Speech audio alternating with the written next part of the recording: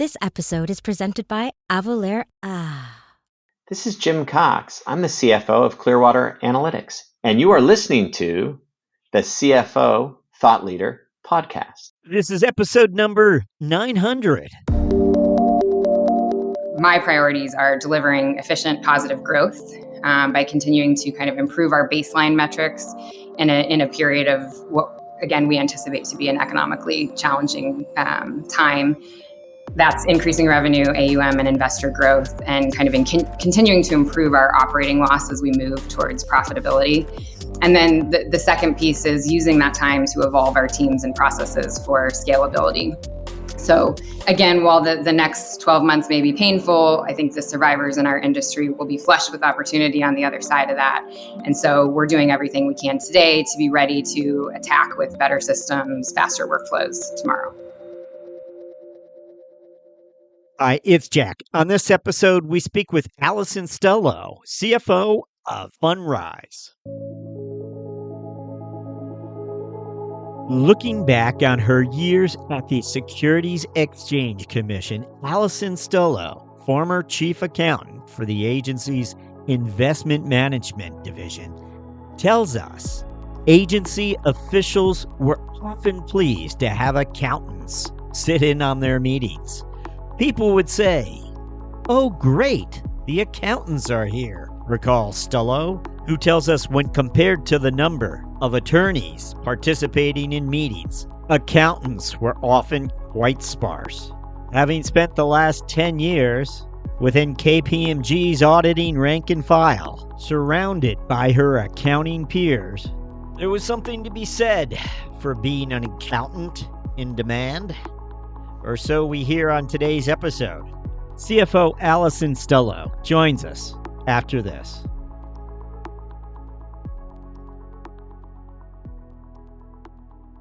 This episode is presented by Avalara. That's the sound of not worrying about sales tax compliance. Because when you automate it with Avalara, you don't have to worry about collecting sales tax or tracking who and what is tax exempt. With Avalara, you don't even have to worry about new tax laws and regulations. Avalara does it for you. If your business sells internationally, Avalara has you covered with cross-border tax compliance solutions. And when it comes time to file tax returns, Avalara automatically takes care of that too, giving you one less thing to worry about.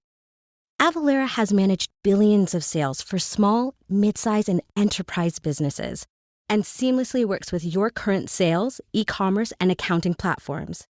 Take the worry out of tax compliance with Avalara. Learn more at avalara.com. That's AVALARA.com.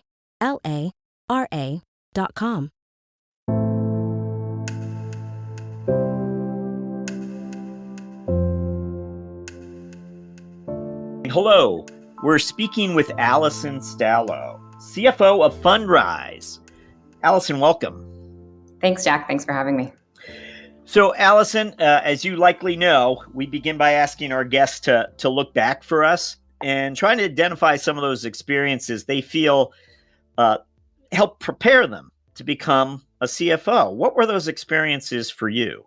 Looking back, I started my career at KPMG in the Austin, Texas office, where I worked on kind of a breadth of different clients across, government, semiconductor manufacturers, banking, insurance, medical manufacturers. I kind of saw it all.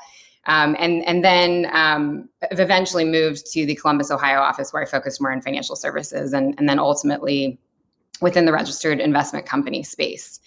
So I spent about a decade at KPMG and then transitioned to the Securities and Exchange Commission.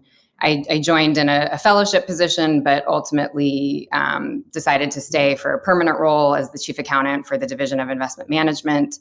That division, we are responsible for regulating registered investment advisors and registered investment companies. Hey, Alison, could you fill us in a little bit about the fellowship program? Now, these are rather distinguished appointments, and it just some background I think would be interesting for all of us. Yeah, so the fellowship program at the SEC actually dates back to the 1970s. And so typically the commission will bring in for a short-term basis individuals who are kind of right at that like pre-partner stage within public accounting firms to kind of expand their recent relevant knowledge, modern kind of information about how the issuers that they're regulating are operating, as well as the technical accounting and auditing expertise that comes from those roles within public accounting. And so it got on my radar, kind of through my network within the firm, and interviewed for it, and ultimately decided to go. It's a 2 to 3 year rotation generally. You go into the commission, and then you are terminated from your prior role, so you don't have to go back to public accounting. A lot of people do. And I pivoted, and instead of going back to public accounting, stayed longer, and then ultimately came out to an operating company rather than going back into public accounting. Let me just ask about this opportunity, because clearly you could have gone into industry if you'd wanted to, or even earlier, but you didn't. And we'll assume you enjoyed the work at KPMG and you were interested in doing this. I'm wondering if there was a mentor that maybe pointed you this direction, saying, hey, this doesn't come along all that often? Yeah, so the SEC fellowship program is highly competitive. It really is the idea, and I know this from being in a permanent role at the commission and trying to hire fellows myself. We're trying to hire future partners at public accounting firms. It's very valuable to get the expertise that they have at that level, and we want their best and brightest. And so it's a very competitive program to get into. It's a very specific path. Obviously, I think you have to be interested in kind of the regulatory space, and I very much was. I wavered a lot early in my career on what exactly I wanted to do. I was pre-med. I was a psychology major. Didn't go to med school, but took the MCATs, took the LSATs. Didn't go to law school. Kind of was interested in a lot of different things, but really. I was very interested in kind of the standard setting process and like legal and regulatory space around the kind of accounting environment. And so when it was presented to me by a mentor within the firm, I thought, let's see what this is about. And it actually, it's so competitive that you spend months kind of preparing for the interview, in which even if I had never gotten the role, I think that would have been such a valuable experience to have like learned all of the things and gotten exposure to different technical experts within the firm, helping me prepare. That was such a valuable experience. And then meeting people at the staff, I thought, wow, this is like a really great way to really ingrain yourself in understanding how regulations impact the accounting standards that companies operate under. Now, I know it was a while ago, but I thought it'd be interesting. What was the nature of the questions that when you were interviewed for this position? What is it that you felt they were trying to discover about the candidates? Yeah, I think ideally they're trying to understand, of course, what do you know about accounting standards and how expert are you in those affecting the types of registrants that you'd be dealing with. But also how flexible is your mind? Because a lot of the work that I did there was related to policy recommendations and working on rulemakings. And so, how can you think about how things like practically operate, and then the rules that we need to create around them in a way that creates a win-win situation for, both issuers and, the regulators, but ultimately also investors. Do you recall as you interviewed and perhaps your first months at the SEC, the cultural difference? Again, you're someone who was 10 years with KPMG. You knew how the partners operated. You understood how people communicated. Was there an initial impression you had that, wow, that's different? Anything you can share with us? Yeah, I think the thing that was the most surprising to me, being in public accounting, you deal with the SEC all the time, right? You're issuing financial reporting, audits, your other filings, other required consents and things like that. So you're kind of very familiar with what you think is the scope of work that the commission does.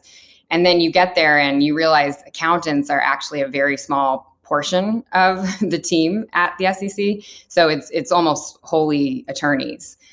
So when I joined investment management, for example, it had to be less than 10% of the team was accountants. And so we'd often, go to meetings and people would say, "Oh, great, the accountants are here." And, coming from a place where everyone's an accountant, that really like shocked me. I was like, where? Oh, that's us. We are the only few accountants here. So that was surprising.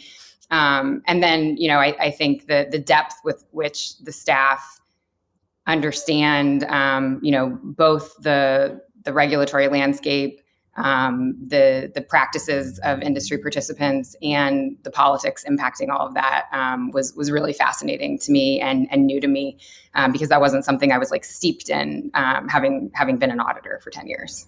Did you tell yourself initially stepping in, because we should point out you were there over 5 years, is that right? Did you initially say, "I'll try this for 2 or 3 years," or did you, from the start, think I could stay here a while? No, for sure. It was presumed it would be a 2 to 3 year, go through the fellowship program and then come back out the other side, back into industry, back into public accounting or something like that. But I felt that the learning curve, the learning curve in public accounting is steep, but the learning curve kind of became steeper and pivoted at the SEC, and that I was learning so much again about the regulatory landscape and how rules get made and how standards get set and all of that. And I found it so fascinating, and then had the opportunity to lead the team of accountants within my division, in a way that I thought would allow me to participate more in the strategic direction of some of those rulemakings and interpretations. And that was kind of just too appealing to pass up.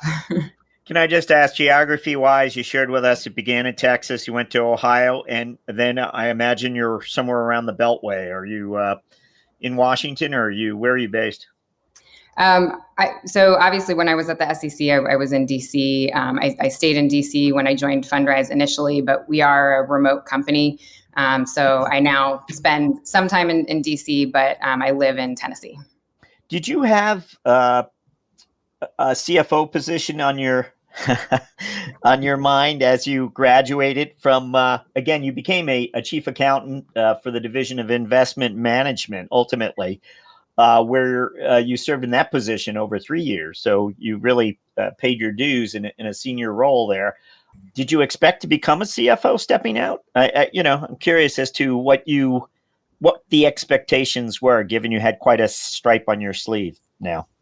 Yeah, no, I was, I think I had a lot of things on my radar. I still had thought about going back to public accounting. I have a deep, deep respect for that profession. And that was certainly on my radar. I thought about going to work at a company too. And I think the appealing part of that was, okay, it's kind of the third side of the coin, if you will, that I've done audit, I've done regulatory. Now let's actually go manage a company and do the work. And so, I think it was kind of serendipitous that through my network, I met our CEO, Ben Miller. He's very visionary and inspiring with respect to the mission of Fundrise.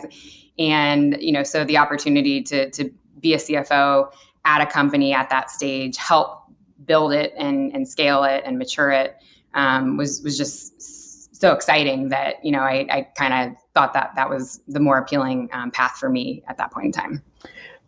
Just want to ask, offer advice to others who might find this an interesting path to step onto. You arrived in a somewhat senior position. I think you're assistant chief accountant. Maybe that's the way to do it, rather than come in on a lower level. Or look, what advice would you give to career building finance executives who might think this would be a great chapter to add? Yeah, I think what I found about the SEC is that while it's hierarchical like any government organization, it operates pretty flatly, in that, and part of that is that we aren't hiring people at the commission that are a couple years out of school generally. Most of the people, most of the team that I led there had more experience than me. had been maybe at the commission for 20 years, but before that had a 10 or 20-year career in public accounting. And so, I think going in at any level should be seen as a valuable experience. And I think industry understands that because of the ability to, actually dig in and do valuable work that directs the work of the agency, and the exposure that you get to seeing how things operate. Really, really valuable. It's also a great place to build a career for people that, like that pace, like that lifestyle. It's really challenging work, but it does come with some of the benefits of being at a government organization where, you're not working 90 hours a week unless you want to. Was there ever, and one of our standard questions we like to ask on the way up as finance executives build their careers, they're not yet in the CFO office, but they're given an opportunity to present before the board or before senior management. Curious if there was a moment at the SEC where you had one of those. I'm sure there were times you had to present or what have you to different groups, maybe to some of those attorneys as you tried to help educate them. What would you? Was there a particular time where you had to step up and for whatever reason? Again, we're looking for that little bit of stressful environment that sometimes you have to excel in. Anything come to mind? I think that taking those opportunities, first I would say taking those opportunities whenever they are presented to you is critical to your growth and your ability to excel as a finance leader in the future. As an auditor, as an auditor of registered investment companies, one of the benefits is you're auditing a lot of smaller, shorter audits, shorter timeline projects, and so you're actually going to board meetings very frequently. I used to go to like 20 to 24 board meetings a year in the later part of my time as an auditor. And then, so I think the first point is that the more experience you can get, the better I think you'll be able to do in those situations. But what I learned, really acutely at the SEC, and I think I learned this from board meetings as well, but at the SEC especially, is when you're presenting to lawyers, for example, and did a lot of presentations to senior leadership of my division or other divisions or commissioners at times. And, you really have to think about your audience and what they do and don't know. Going in and presenting something in an incredibly complex way that makes you sound brilliant isn't actually going to be effective. And a lot of times you need to bring it to their level, whatever that level is. So for lawyers, oftentimes, they aren't thinking about the ins and outs of financial reporting constantly in the same way that you are as an accountant. And so sometimes you need to kind of set a baseline. We need to think about how somebody might present X, Y, and Z in this way as a result of how it's financially reported, and kind of setting that baseline for people when you come from different skill sets and perspectives, I think is an incredibly important lesson. Alison, we probably will have a few more career-related questions for you a little later. But right now, let's find out about Fundrise. What does this company do? What are its offerings about? Yeah, so Fundrise is a technology company. We're America's largest direct-to-consumer alternatives investment manager. Our mission is very broadly to build a better financial system for the individual. Our goal is to grow and preserve our investors' capital really in any economic environment, including one like the challenging one we're sitting in today.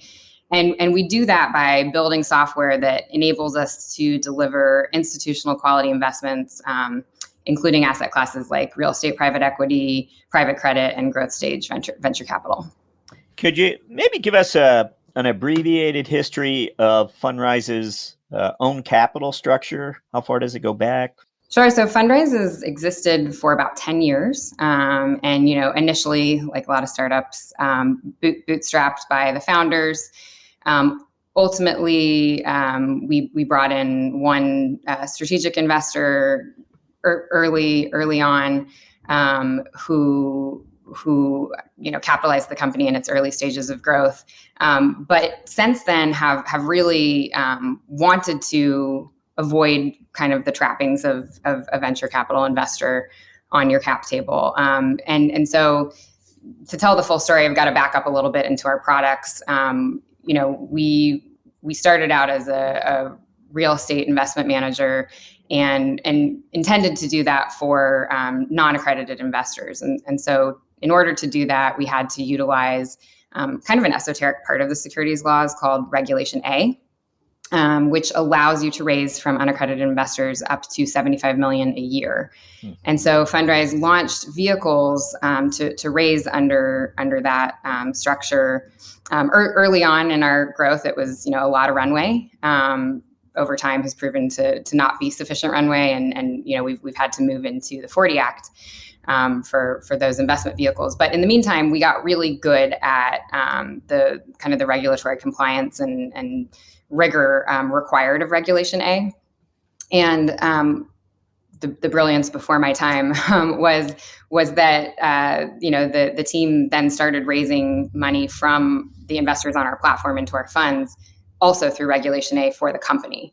And so we've probably, I think we've raised $160 million to date through that vehicle over time.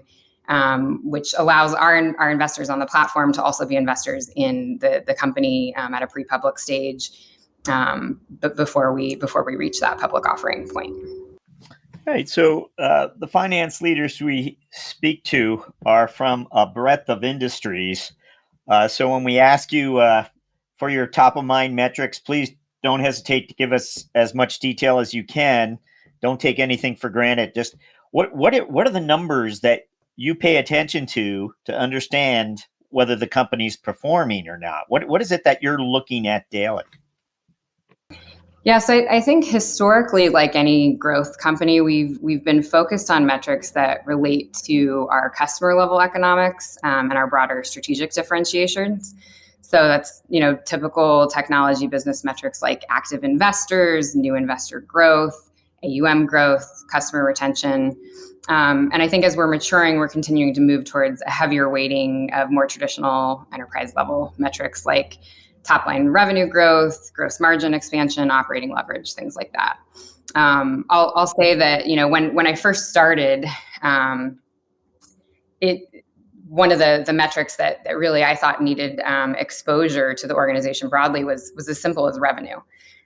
So our company is so mission driven that revenue was outside of the senior leadership. It was often kind of a luckily growing afterthought for many members of the team. And of course, the team was focused on the growth drivers that translated into revenue. But it was almost as if revenue was a kind of a bad word outside of the C-suite. And so we've shifted to improved transparency and real-time tracking of revenue as an output of those drivers of our revenue streams, such that the organization as a whole is a lot more aware of it. I think our revenue is driven generally by the things that we already spend a lot of time talking about, like investor and AUM growth and our portfolio strategy. But the streams are distinguished by their nature. Some are transactional versus recurring. Some are event versus asset-based. Some are software, some are real estate oriented, and some are investment management or advisory related. And so I think the education is much more educated about those differences than it was 5 years ago. So, and to achieve improved transparency, what are you doing exactly? Is it just that certain numbers are being published in some form or available more widely, or are you in fact educating the organization at large about numbers in some way and making them visible to them? I think it's both. The key, I think, of course, is reporting the right measurements at the right level of granularity to the right stakeholders. And part of that, of course, involves education. Here's why these revenue streams are different, and here's why that matters, and here's how, the outside world might interpret that. And so, when you think about what do you report to whom, I think some of what we've done is evolving the high level metrics that we report to the company, company-wide in like an all hands meeting regularly. And I think we've always done a good job of reporting on the growth metrics. And now we've added in some more traditional metrics like revenue, along with kind of the education that helps each of the company's team members and functions understand our broad targets and then think about the company's growth directionally. And then there's the more nuanced measurement. So, for example, revenue specific to our real estate operating platform by vertical, by type of fee, fundraising from repeat investors versus new investors. Those are metrics that need to be disseminated to the right people within the relevant functions so that they can understand the impact of their work and use that to make decisions going forward. Just related to the impact that transparency has on the company culture, is there something you can relate to us that you believe is evidence of that transparency within the culture? Well, I think the interesting thing that I've seen as a result of like even just adding revenue to the metrics that we report to the company as a whole is as we have new people on board, the kind of perceived transparency that they have about management's directions and initiatives and goals. I think that they often don't get that same level of transparency at pre-public companies. And so I think it continues to kind of build the culture we want, which is one that is transparent, where we're all driving towards the same goals and not in opposition to each other, and kind of really fosters collaboration, so that we kind of all have our eye on the same ball. I want to just touch on your team a little bit. Particularly, we're always interested in, your FP&A people. If there's, I don't know if you have one or two or how many you might have, but how you, where they spend their time and why. Did you change that at all? Yeah, so I think the two biggest things that I've kind of thought about changing within the finance organization since I started are the structure and the mindset. And I'll start with structure. I think outside of I'm sure there are warranted circumstances, but I don't think it's ever a good idea to come in and immediately change the structure. But what I could see about the team when I joined was that, we were still operating in kind of a startup structure.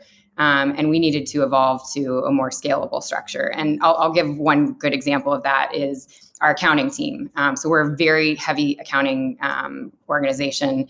We need to account for properties. We need to account for joint ventures. We need to account for funds. And then we have the actual accounting for the corporate entity as well. And the way we were structured when I joined, that was all one team. People were kind of crossing a broad set of functions in their daily work. And obviously, as you grow and mature, you want to narrow and become more specialized in the focus of individuals. And so I think over time, we've made that change. We now have 3 distinct accounting teams. And so, I didn't do that immediately, but we did that over time as I worked with the rest of the executive leaders about, okay, what kind of structure is it that we want to build for where the business is headed, and then design a structure that could meet the business's needs. And then the second piece I saw was mindset. As a heavily regulated organization, I always joke that Fundrise plays in basically all of the securities laws. It's a lot of filings, it's a lot of financial reporting. There's a lot of tax structuring work that needs to go on, and so accounting and tax have historically had a very large voice and kind of overweighted impact to decisions that the business has made. And I think that was necessary to build the foundation that we have. But going forward, we need to put our business partner hats on and focus more on, balancing that conversation and being more, kind of collaborative across the different functions. And so that's something that I've been working on with the team as well. We always like to touch on people lately in particular. Is this... Did you become a hybrid organization? Was it always remote? It was part of it remote? What would you tell us? Yeah, pre-COVID, we were not remote, but the company has more than doubled in size since pre-COVID times. So in doing that, we ultimately ended up hiring across the country and kind of, made the decision to become a remote first organization. We do still maintain a headquarters in DC, and, people are often in that office, but it's not mandated, and we have people, in almost every state. So I think the truth about that is that it's great in a lot of respects. You get a lot of increased productivity in some ways, in that people aren't commuting and, spending all of the time doing errands outside of business hours, having to coordinate their lives around this very rigid structure of time.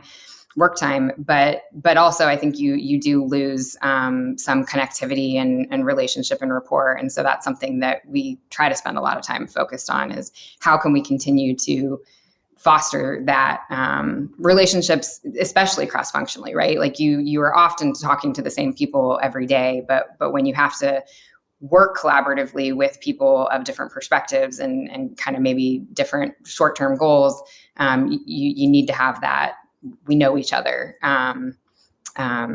kind of rapport built in. And so I think that's definitely been something we've focused on. Well, we're going to jump to our finance strategic moment question, where this might have happened anytime in your career. It might be back in your KPMG days, your time at the SEC, might have been last week. I don't know. But we're just looking for one moment of strategic insight that you experienced due to your lines of sight into the organization. It might have been a risk, might have been an opportunity, don't know. Anything come to mind when we ask for a finance strategic moment? At the SEC, I remember, we were starting to build out our data aggregation tools as an organization, primarily as a way to streamline risk identification for our examinations or analytics teams, or for use in reporting metrics and our economic analyses in different rulemakings, or for kind of broad, high level, but real time understanding of changes going on in the industry. And that was obviously incredibly useful, got a lot of value out of that. But we were starting to see much more accessible data on a lot of things. And this included the portfolio of registrants and their data that my office was assigned to review.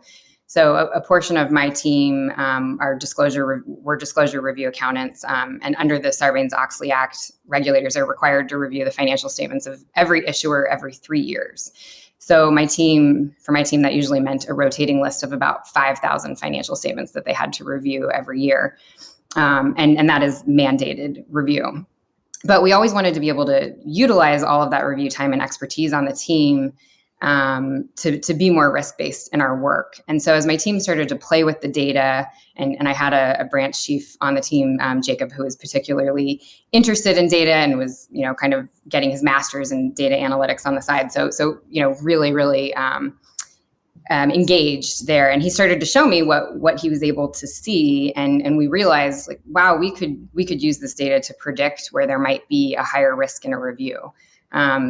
Things as simple as, a new service provider kind of popping onto the scene. We've never seen this service provider used in this context. And does that mean that there will be new compliance risks or, financial reporting or fund accounting risks that we should be looking at?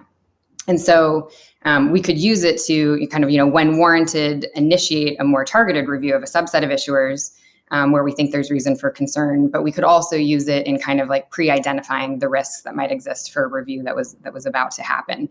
And I think this resulted in a pretty significant change in the way we thought about completing that mandate, and ultimately allowed us to use our time more efficiently and effectively. And I think the lesson that kind of taught me is that, the obvious use of a tool or some data set may not be the only one. And so making sure you're kind of thinking about the data that you're receiving, and not just in the context of what you intended to use it for, but what it might all be used for.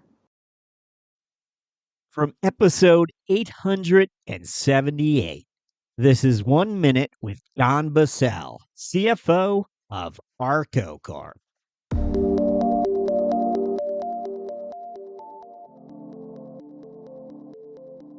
We don't leave it to the manager to order what they want. We know what's turning, we know what's not turning, and we know in each store what's happening. So I think it goes deeper than a financial metric. It goes into the data that's coming in from our stores that a lot of retailers are looking at. Is what I have on the shelf the right shelf? Do I have too much inventory, not enough inventory? Because being out of stock is just as bad as having too much stock. It's a lost sales opportunity. So we really have focused hard on computer-assisted ordering and making sure we're in stock, because those are missed sales. And then we're also focusing on what needs to be in the store, and also what are our loyal customers doing. And because we can measure their market baskets, we can see what they're doing, and we can see what the attachment rates are to different products we sell.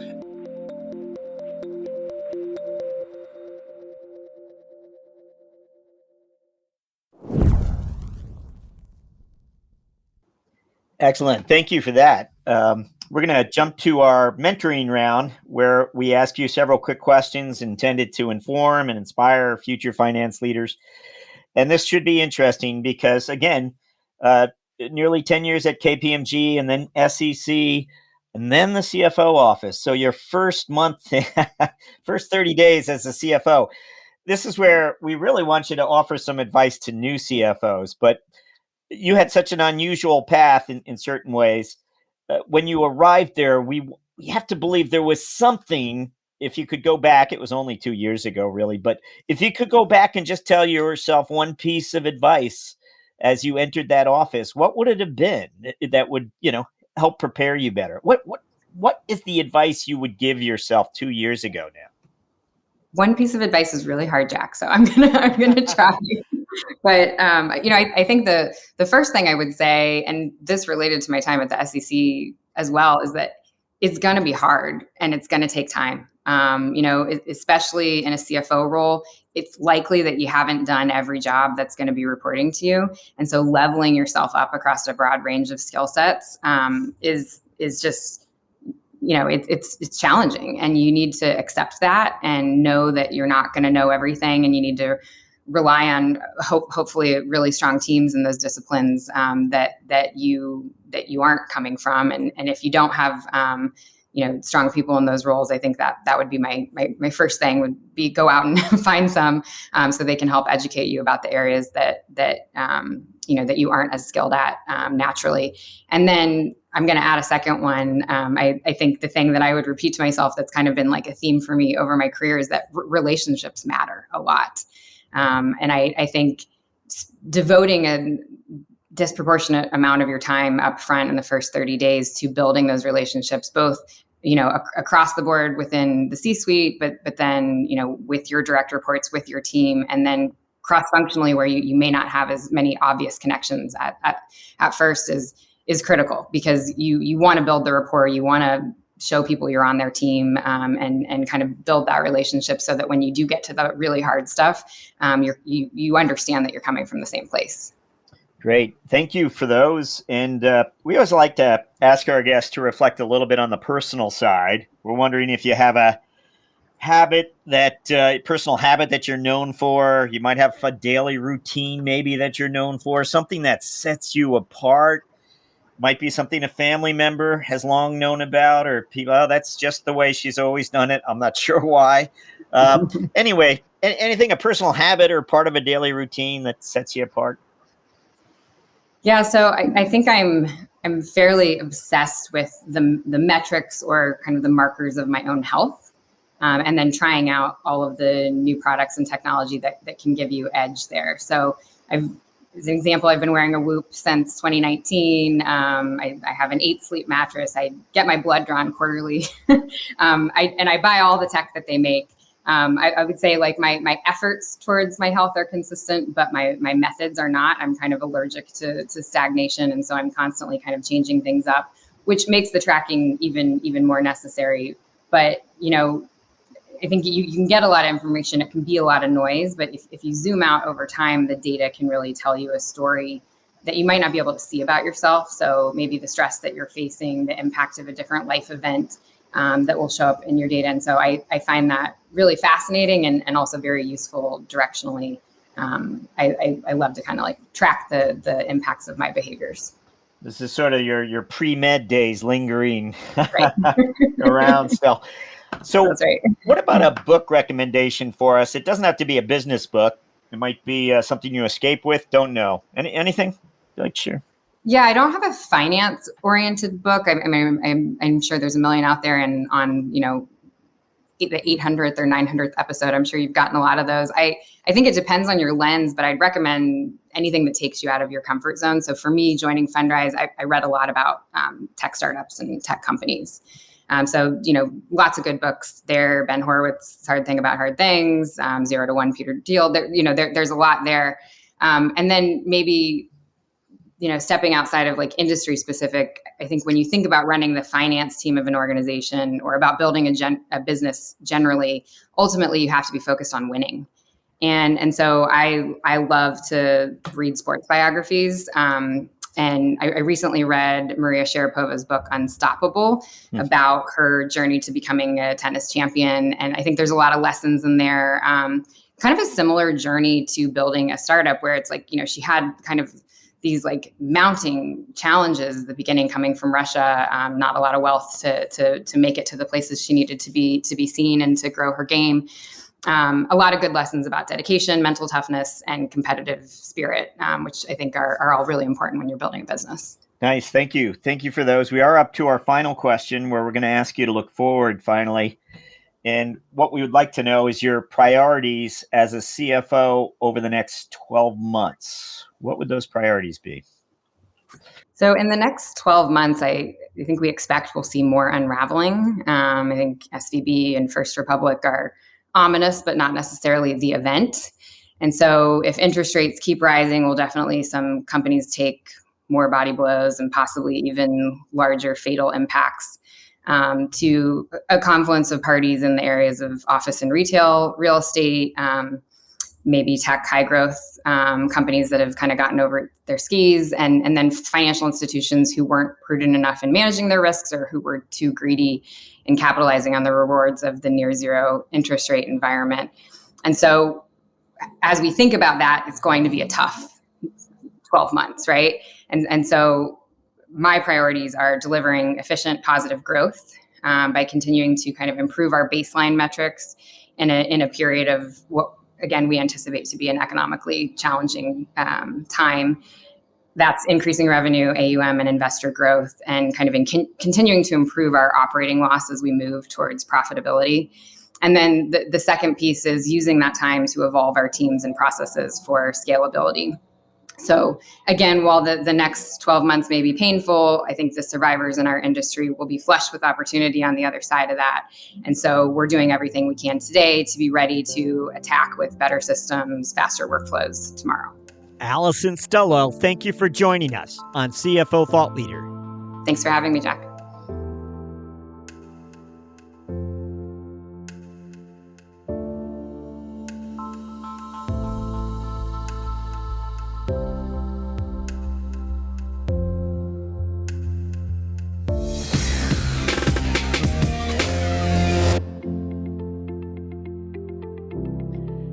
Hello, Thought Leader listeners.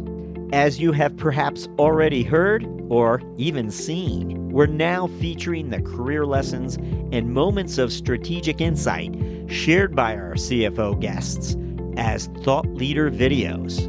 You can now find these videos on our blog at cfothoughtleader.com and, of course, our newsletters, but also on LinkedIn. If you haven't already, please go ahead and follow our CFO Thought Leader LinkedIn company page, and you'll be certain not to miss a single Thought Leader video debut. CFO Thought Leader, the #1 thought leadership platform exclusively for and by CFOs. As always, thank you for listening.